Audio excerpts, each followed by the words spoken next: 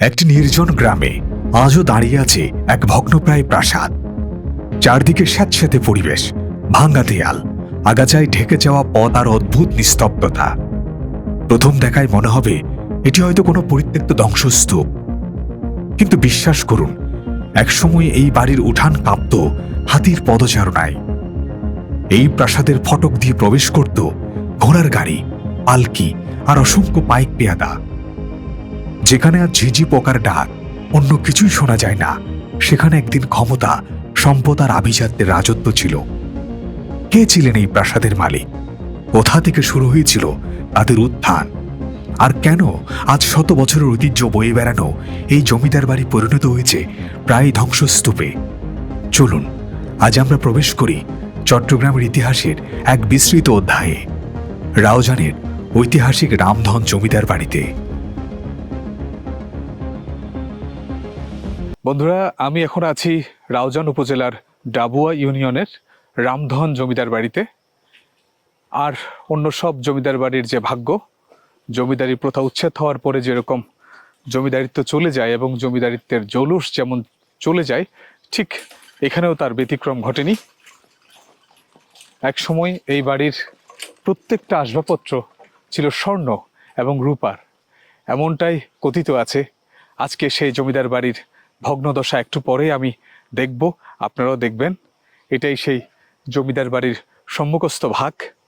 এই বাড়ির শান শৌকত জৌলুসের কথা লোকমুখে আজও প্রচলিত, আজও মানুষ অবাক হয় সেই সময়ের কথা ভেবে।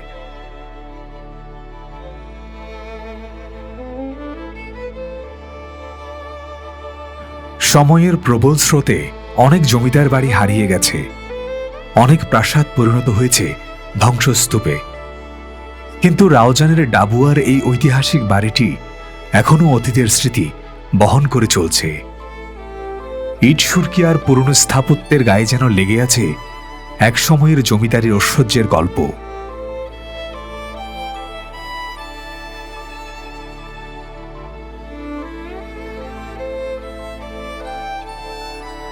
এই মুহূর্তে আপনি যে দৃশ্যটি দেখছেন, সেটি কোনো যুদ্ধ বিধ্বস্ত স্থাপনা নয়। এটি একসময়ের প্রভাবশালী জমিদারদের কাছারি বাড়ি। যে কক্ষে একদিন প্রজাদের বিচার হতো, আজ সে কক্ষের ছাদ ধসে মেঝেতে লুটিপুটি খাচ্ছে। যে দেয়ালের সামনে দাঁড়িয়ে একসময় মানুষ মাথা নত করত, আজ সেই দেয়ালই নিজের অস্তিত্ব টিকিয়ে রাখার লড়াই করছে। যে বারান্দায় দিনের পর দিন জমিদারির হিসাব নিকাশ চলত, সেখানে এখন বাসা বেঁধেছে নীরবতা। যে দরজাগুলো একসময় ক্ষমতার প্রতীক ছিল, সেগুলোর অধিকাংশই আজ সময়ের কাছে পরাজিত। অবিশ্বাস্য হলেও সত্য, এই ধ্বংসস্তূপের প্রতিটি ইট একসময় সম্পদ, প্রতিপত্তি আর প্রভাবের গল্প বলত। এই জমিদার বাড়ির যাত্রা শুরু হয়েছিল একটি সাধারণ মাটির দোতলা বাড়ি থেকে। কিভাবে সেই মাটির বাড়ি থেকে গড়ে উঠেছিল এই বিশাল জমিদারি? কিভাবে রাউজানের একটি পরিবার পরিণত হয়েছিল এলাকার অন্যতম প্রভাবশালী বংশে? কোথায় গেল সেই হাতি ঘোড়া, সেই পালকি আর সেই পাইক পেয়াদারা?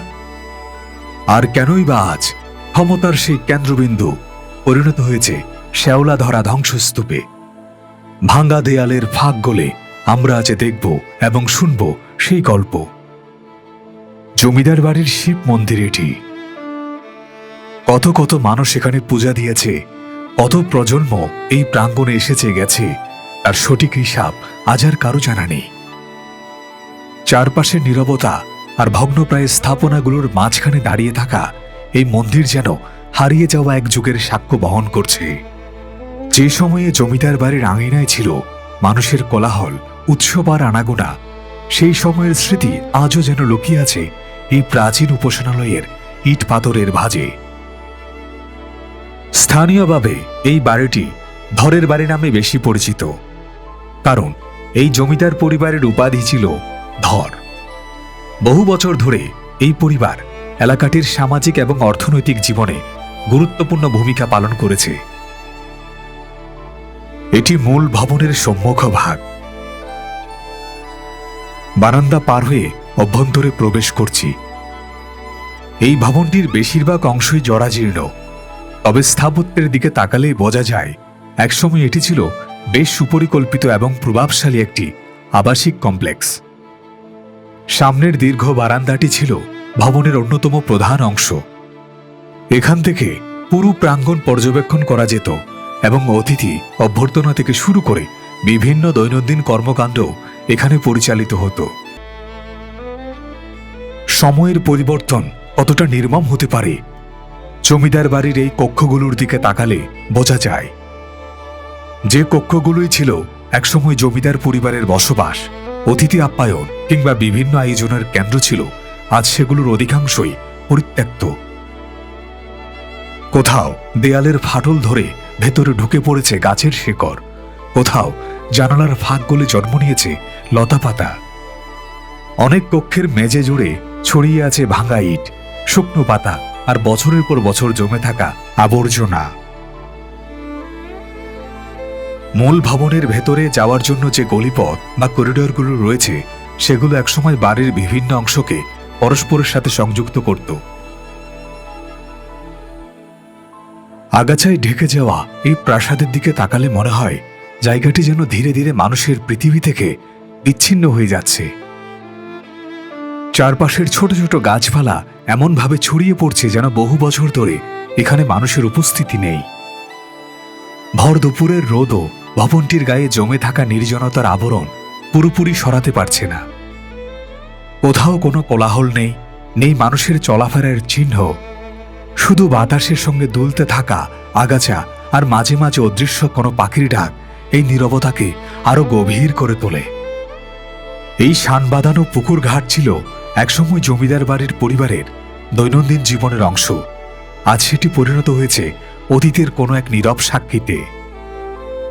ঝরা জীর্ণ সিঁড়িগুলো এখনো নেমে গেছে পানির দিকে, কিন্তু সেই সিঁড়ি বেয়ে আর নামে না কোনো জমিদার বা জমিদার পরিবারের কোনো সদস্য। আমরা যতটুক জেনেছি, এই জমিদার বাড়ির কন্যা ছবিধর এখানেই আছেন। আমরা তার সাথে কথা বলার চেষ্টা করব। বয়সের ভারে নুয়ে পড়ায় বৃদ্ধা আর কেউ নন, তিনি এই জমিদার পরিবারের একজন কন্যা। ভগ্নপ্রায় প্রাসাদটির মতো ওনার শরীরও ভেঙে গেছে প্রায়। কথা বলতে কষ্ট হয় জানালেন, শুধু দিলেন মৃদু হাসি, তারপর আমার সাথে করলেন টুকটাক গল্প স্বল্প। এক সময় নাকি এ বাড়িতে প্রায় ৩০০ জনের খাবার রান্না করা হতো প্রতিদিন। বিশাল রান্নাঘরে সকাল থেকে শুরু হয়ে যেত কর্মব্যস্ততা, কত মানুষ, কত অতিথি। চট্টগ্রাম শহর এবং অন্য জেলাতেও ছিল এই জমিদারের ক্ষমতার দাপট। জমিদারি বিস্তৃত ছিল দূর দূরান্ত পর্যন্ত। স্পর্শকাতর গল্পটা শুনলাম ওনার নিজের জীবনকে ঘিরে।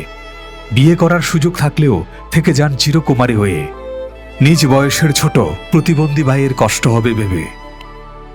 একদিকে জমিদার পরিবারের জৌলসপূর্ণ অতীত, অন্যদিকে একজন বোনের নিঃস্বার্থ ভালোবাসা, আত্মত্যাগ। এই জমিদার বাড়িতে এসে ইতিহাসের ভেতরে লুকিয়ে থাকা এই মানবিক গল্পটিও হয়তো সমানভাবে স্মরণীয় হয়ে থাকবে আমার কাছে। জমিদার বাড়ির বিশাল পুকুরগুলোর মধ্যে এই ছোট্ট পুকুরটির গুরুত্ব ছিল একেবারে আলাদা। এটি সাধারণ ব্যবহারের জন্য খনন করা হয়নি। জমিদারির সময়ে প্রতিদিন শত শত মানুষের খাবার রান্নার কাজে ব্যবহৃত পানি সংগ্রহের জন্য খনন করা হয়েছিল এই পুকুর। এই পুকুরের ঠিক পাড়ে আছে আরেকটি নীরব ইতিহাস, একটি তুলসী বেদি। প্রজন্ম বদলেছে, জমিদারি প্রথা বিলুপ্ত হয়েছে, প্রাসাদ ভেঙে পড়েছে, কিন্তু এই বেদির ধর্মীয় গুরুত্ব থেমে যায়নি। সময়ের সঙ্গে চারপাশের অনেক কিছু বদলে গেলেও এই তুলসী বেদির সামনে প্রদীপ জ্বালানোর প্রথা আজও টিকে আছে। রামধন ধর ছিলেন এই জমিদারির প্রতিষ্ঠাতা। তার সঙ্গে জমিদারির গুরুত্বপূর্ণ দায়িত্ব পালন করেছেন তার ভাই রামগতি ধর। দুই ভাই মিলেই এই অঞ্চলের জমিদারি কার্যক্রম পরিচালনা করতেন।